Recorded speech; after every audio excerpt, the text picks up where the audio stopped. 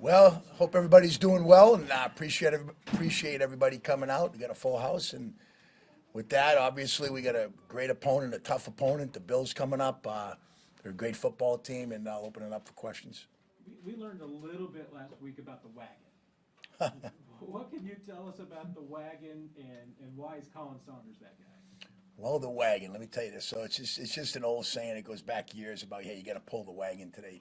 You got to pull everybody with you, and it's just something we do in our group, just a leadership thing, leading drills. And Colin's someone we put on that way back in OTAs, and he's been doing a great job, and we're going to leave it with him. Why is he more productive this year?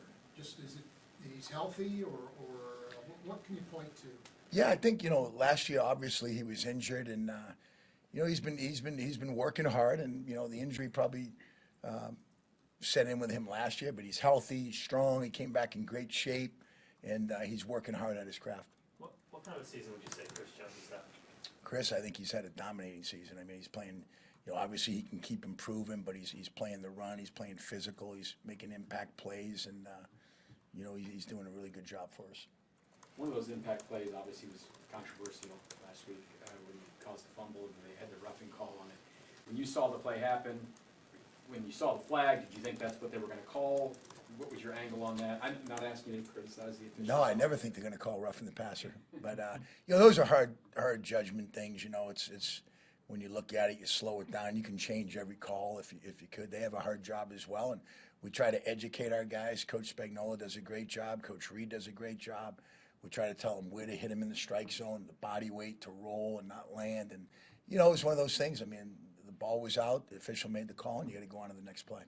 So you have had to teach some technique things, and it's kind of been a moving target over the past several years? Yeah, I'd say when the rule came in about landing on him, you tried to say you want to hit him in the strike zone, just like a baseball umpire, and roll after you make contact within one step, and then be able to roll off of him. A couple of roll calls the other way now, though, right? Is it getting harder and harder? Yeah, it's just you just got to keep coaching it. Joe, Chris has kind of said that your arrival's kind of he feels like it's helped his game. Are there things you've worked on with Chris to make him maybe more consistent, more productive than he already was? Well, Chris has done a really good job working, leading the group. He's done a great job he's a big guy, so keeping his pad level down, things like that, striking blockers. He's improved in those areas, and I think he's just really working hard. Derek Nowdy, there was a couple of double teams. They ran kind of the same play straight at him a couple of times, and he's trying to take on two guys. I know it's not easy, right?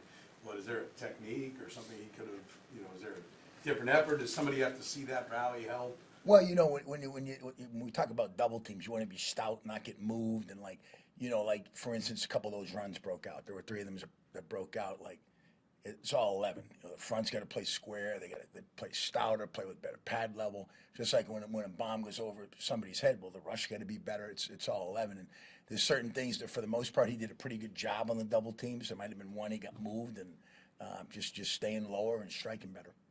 Two more, Matt and Nate. With Tershon going down, what are you going to be losing with him, and what makes Taylor the guy for right now? Well, I'll tell you, Turk did a phenomenal job. He's got a great motor.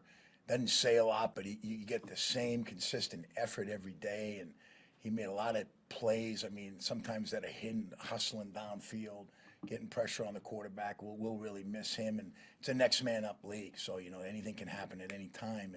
And Taylor's a guy that's worked hard, played in this league, and we're fortunate to have him, just like Danny Shelton. So Malik had to play. He just the next man up, and I think Taylor or Danny would be ready to fill that role.